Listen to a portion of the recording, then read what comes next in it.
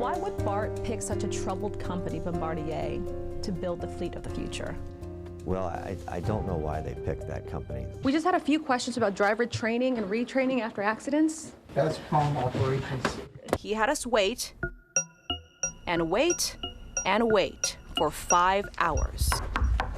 Hi, it's Candice with KTVU here. We've been waiting for 5 hours. Are you going to come out and speak with us? Are you hiding?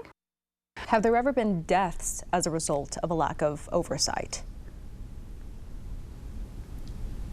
Or sex assault or neglect? Why would anyone stop illegally dumping if they feel they can do it over and over again and not get caught and not be held accountable? It's a good question.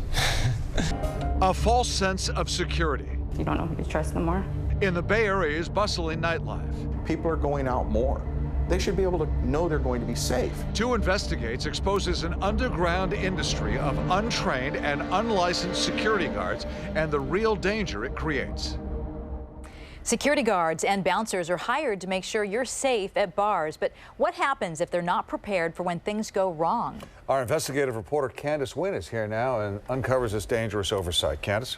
Yeah, Frank and Julie, it's an oversight that can cost lives and compromise security. Entertainment businesses employ unlicensed guards primarily to save money while rolling the dice on public safety.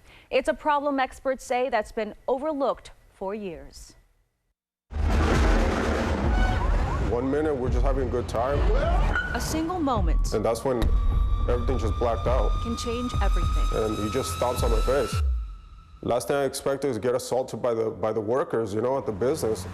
April 12, 2015, Carlos Garay was in San Francisco with his brother. They were drinking. They tried getting into Penthouse nightclub on Broadway. Surveillance video shows the guard refusing them entry. Garay approaches the guard. His brother gets in between. Then Garay tries to go in again when another man, later identified as the bartender, punches him. With Garay down but seemingly still conscious, the bouncer stomps on his head. It changed everything. Alyssa Sines is Garay's girlfriend and mother to their 10-year-old son. It's still really hard to talk about. Garay suffered a traumatic brain injury. Doctors removed the right side of his skull, leaving him with memory loss and seizures. A lot of doctor visits, a lot of medical issues. It's just hard going from being healthy to all these issues now. The guard, Jared Welty, is serving 5 years at San Quentin State Prison for felony assault. Garay says at least he survived. Some people weren't so lucky, you know. Like 24-year-old Danny Esquivel of Palo Alto. I feel like he died alone. It's probably one of the hardest things for me as a mom. Less than a month before the San Francisco incident, Blanca Martinez's son was at Myth Taverna and Lounge in San Jose. Security cameras recorded Esquivel with the front door guard Jose Bonilla when Bonilla throws a punch. He punches him once and then twice. The force propels Bonilla to the middle of the street. According to the police report, Esquivel fell to the ground, striking his head on the concrete. So I never got a chance to say bye to him. I never got to see him at the hospital. A coroner's report shows the death was ruled a homicide. 2 Investigates obtained video of Bonilla's police interrogation interview. And then what happens next? We shut the door and that's it. After telling police 2 versions of what happened that contradict surveillance video, you're telling me lies, and you're gonna get in trouble for telling me lies. Bonilla gives a 3rd account. He gets in my face, he swings at me, hits me in my chin, and that's when I react. I was scared. I didn't know it was gonna turn like that. Bonilla served 8 months in jail for involuntary manslaughter. So in this report, it says employees at the Myth Club were told by management not to call 911 for the victim. Yeah, I just don't understand it. Witness Snapchat video captured the moments after the punch. You see a man helping put Esquivel's lifeless body into a pedicab. No one is calling for any help. 911 should have been there. If you're going to be working with the public like that, you need to make sure that you know how to handle it, situation. And handling situations like these requires proper security guard licensing. Proper licensing would have meant a full criminal background check and job-specific training, which includes skills to de-escalate situations. But 2 Investigates learned at both Penthouse and Myth, the bar security guards involved in these cases had canceled licenses. I saw the employees keep coming in and out and standing there around watching, like, It was a show. How does that make you feel? Mad. Angry. Garay is now suing Penthouse in civil court. In a deposition last January, a valet employee told attorneys, quote, "Everyone who worked at Penthouse was kind of just considered like a security team," end quote. Were you provided any training at all to do that, he was asked. No. Did anyone ever train you in when you should call the police when you shouldn't? No. Did you ever call the police? No. It's probably around 70% that are not truly fully licensed. CEO and president of Nightclub Security Consultants and former police detective Robert Smith says there is an underground industry of untrained guards. Under California law, if an in-house security guard interacts with the public and wears a distinctive uniform, that person has to receive what's called a proprietary private security officer license. It includes job-specific training. In the case of bars and nightclubs, that means how to deal with drunk patrons, violence, and other specific issues. Instead, the biggest loophole that's being used is the fact that club operators will hire the cheapest level of guard, and that happens to be the guard card. Getting the so-called guard card, Smith says, is receiving the most generic form of training. At Penthouse and Myth, Jared Welty and Jose Bonilla not only had canceled licenses, but they only had canceled guard cards. Is the guard card enough? It should be enough, but I don't believe it's enough. What do you think of the guard card? BS. Guard training don't train you for nightclubs. Well, you can stand here long enough, you'll see crazy things. State officials say it is the employer's responsibility to ensure their guards are licensed and trained. So we tried tracking down the owners of Myth and Penthouse. You were trying to look for your owner? The state oversees licensing for both guards and employers. There is an underground industry of unlicensed, untrained guards. Is the state aware of this? We hear from consumers on a regular basis and from the general public of unlicensed activities, so we know it does exist, and we are trying to do our best. Veronica Harms with California's Bureau of Security and Investigative Services says the Bureau can partner with local law enforcement to take action against the business, but she says they usually find out about unlicensed activity from the public or news agencies. But don't you think it's too late by then? We encourage people to notify us at any point of the process. But Blanca Martinez wants to know, what good are laws if they're not followed or enforced? It's so senseless. There's so many things about that are wrong. I never meant for this to happen. I'm gonna be calm right now telling you, but I'm dying inside. I don't. Danny talked about forgiveness. Danny talked about not letting your heart turn ugly. So I'm trying to be that. But when lives have been changed by a single moment, the survivors are left wondering, did it have to? Shouldn't have ended the way it did. Tonight, 2 Investigates is looking into claims of mistreatment of female inmates at Santa Rita Jail in Alameda County. One woman says she was left to give birth alone in a jail isolation cell. Another says she was denied feminine products for more than 6 hours. Investigative reporter Candice Nguyen got answers from the sheriff, joins us now with what she found inside the facility. Yeah, Frank and Julie, there are 29 women, current and former inmates, who say they were mistreated, and the issues unfairly target women at Santa Rita. We got answers from the sheriff, who says these accusations are hurtful, offensive, and false. Candice Steele says the birth of her baby Hope was a blessing and a curse. It was a blessing to have my child, but it's also a curse that I had to endure that. No woman should have to do that, no matter where they are in jail, no matter. They shouldn't have to be ignored like that.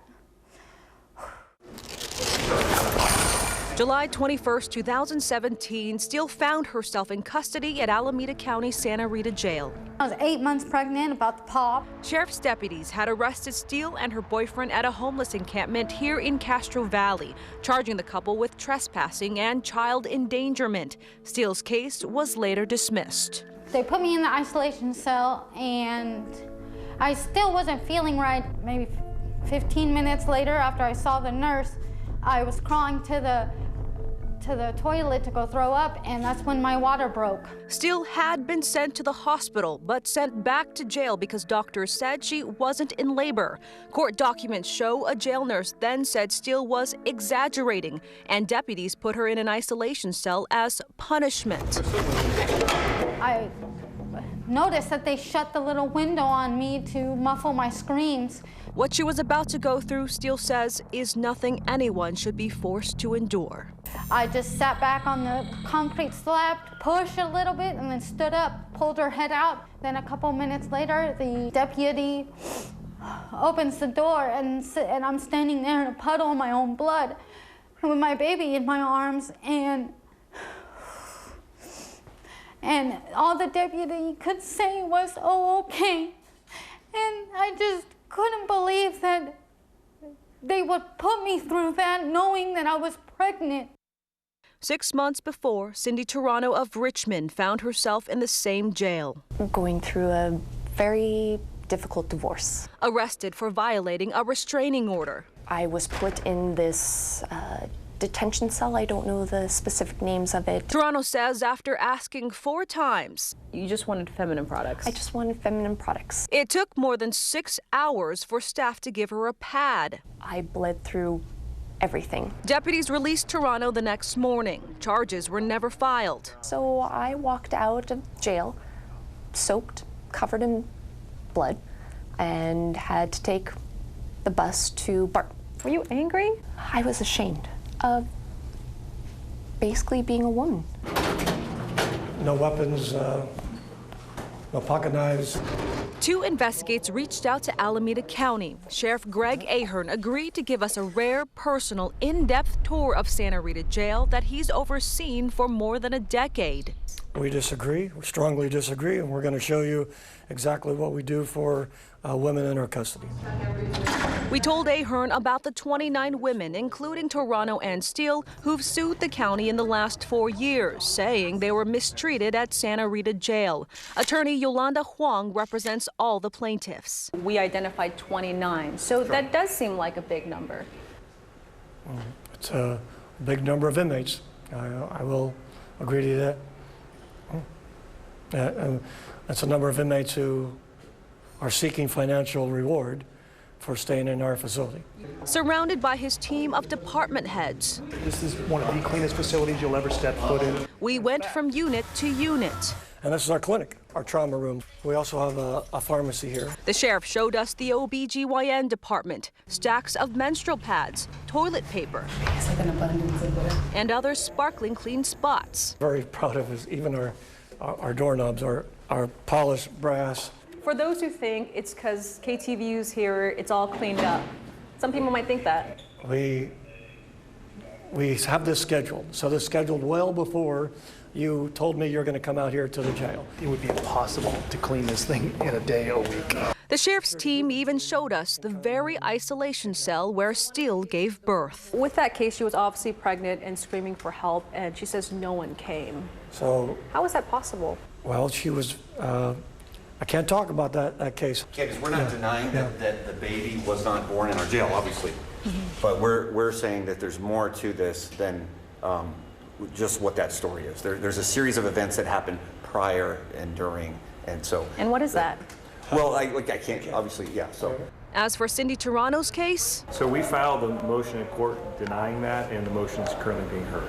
So you're saying it didn't happen? Correct. A study by the nonprofit Prison Policy Initiative shows women have become the fastest growing segment of the nation's incarcerated population. Alex Keitstura is the legal director of the organization. Jails and prisons were built and have historically housed mostly men, and that continues to be true till today. They're not really meant to handle women who have different needs. Ahern says that's not the case at Santa Rita. We designed this facility specifically to take in those considerations. As the sheriff continued to lead me around, our photographer stayed behind to shoot video and ended up speaking candidly with inmate Paula Ewing. She says she's happy with her treatment. And when I came here, oh my God, this is the best medical facility in the world because I didn't know I had cancer in my uterus. When you hear people say there was feces on the wall, blood everywhere, and tampons stuck everywhere, does that make you angry? You mean the people that are in custody for murder, rape, robbery, who have lied their entire life and they make things up habitually? Well, the 4 women we spoke to, they got their cases dismissed. Are we perfect? No, but we continue to make improvements. If you were to give your jail A grade in terms of how it's addressing women's needs, what would you give it? I give it an A. I think we're the best big jail in the nation. They knew they screwed up, and they just want to say or do anything to try to make me look bad so it can make them look even better. Steele and Toronto say their cases have become bigger than them, still a blessing and a curse. I'm scared. Why? Because speaking up doesn't always work in people's favor. Women who have gone through what I went through need to step up and not be afraid anymore, because there is somebody who's going to stand up to the sheriffs, and that's me. That's Candice Steele. Medical alert tags are supposed to save lives, but earlier this year, when a Bay Area man was arrested, the Solano County Jail took away his medical alert necklace. Then doctors unknowingly gave him the exact medication that ended up killing him. 2 Investigate's Candice Nguyen joins us now after spending weeks trying to figure out how this happened. Candice? This was a major miss that cost a man his life. 83-year-old Kenneth Utterback was at the Solano County Jail on a psychiatric hold, but ended up with an allergic reaction so bad he died at a burn unit. We want to warn you, some of the images you're about to see may be graphic. I hadn't talked to my father in years. More than years, it's been decades since Eric and Trent Utterback have seen their father, and yet they remember the chain around his neck. That's his medical alert. 83-year-old Vallejo Navy veteran Kenneth Utterback had survived fighting in the Vietnam War. When his sons were boys, he also survived his first seizure on a Navy ship. They gave him Dilantin. He was highly allergic to it. I remember him being swollen up and peeling all over, like if he had been burned. Doctors diagnosed their father with epilepsy in the 1960s. VA medical records document his severe allergy to Dilantin just as far back. Since then, Eric and Trent have lost contact with their father until one day earlier this year.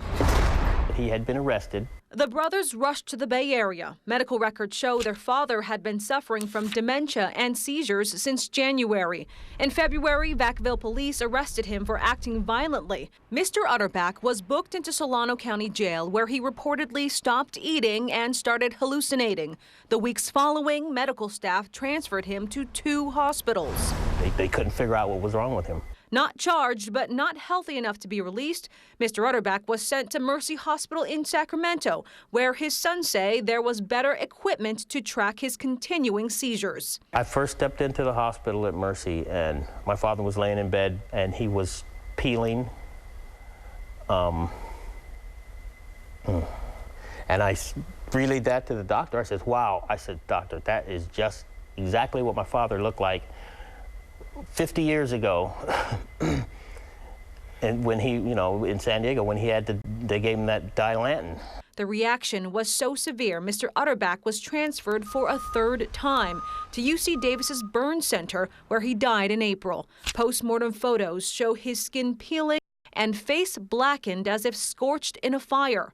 Mr. Utterback's cause of death on his death certificate shows septic shock, organ failure, and Stevens-Johnson syndrome, which is a rare skin reaction caused by, in his case, the Dilantin. I'm just angry right now because their neglect killed my father. Going through their father's belongings, Eric and Trent found that key piece of information that they say doctors and jail staff missed: his medical alert tag. It had been in a plastic jail inventory bag near their dad all along. Turns out when Mr. Utterback was booked into Solano County Jail, confused and delirious, a correctional officer took away his medical tag along with his other things. Somebody didn't do their job. According to records, medical staff at the jail and North Bay Medical Center gave Mr. Utterback Dilantin, sometimes daily, for at least a month. Epileptic, severely allergic to Dilantin. How could they miss that? Doctors repeatedly reported no known allergy. North Bay declined to comment on this case, citing patient privacy laws. The only picture, when I opened my dad's wallet, the only pictures he had in his wallet besides his ID were pictures of us 4 kids. His 4 kids and one of his grandkids. At 83 years old, this is what he had to hold on to. and he wasn't able to see any of his grandkids or his kids anymore. Since you've emailed us about letting us know about this, we've implemented changes effective immediately. Solano County Sheriff's spokesman, Deputy Cully Pratt, says after being contacted by 2 Investigates, the agency immediately launched an internal investigation. How could this happen? It's a very good question, and if we could talk to the sons, I haven't met them personally, I'd like to let them know that this is an incident that has a lot of different moving parts. I've been advised by our administration that Mr. Utterback did go through a 10-page medical screening, and during the medical screening process, he told medical staff that he wasn't epileptic, and he currently takes Dilantin and lisinopril. To hear them try to say something like, well, we think he self-reported that he was supposed to take Dilantin. That is so lame. It's sickening. It's a slap in our face. It's a slap in my father's face. Even though the investigation is ongoing, the sheriff's office changed its inmate property policies as a result of 2 Investigates reporting. On January 9th, the agency released an internal memo announcing all officers who come across medical information, like an alert tag or paperwork, must now notify medical staff. That didn't exist before. Right Something now, clear like that. Right now, no, it wasn't. It was always kind of led to believe that that's kind of common practice. That's, I guess you could fall under common sense. If this was your father, what kind of questions would you have? I would have the same type of questions. Which is why Deputy Pratt says his team is working hard to get answers. Answers that Trent and Eric say they need, as well as justice. He's not gonna see us again.